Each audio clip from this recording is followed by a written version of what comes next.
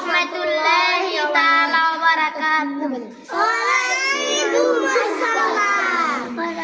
তুমি আসমানে থাকো প্রভু, আমি জামিনে, তবু তোমারি প্রেম জমে হৃদয় গহীনে।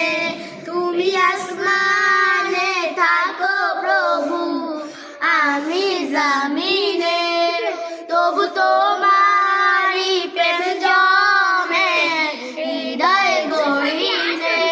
আমি তোমারি গোলাম গো, অন্য কারো নয়। আমি তো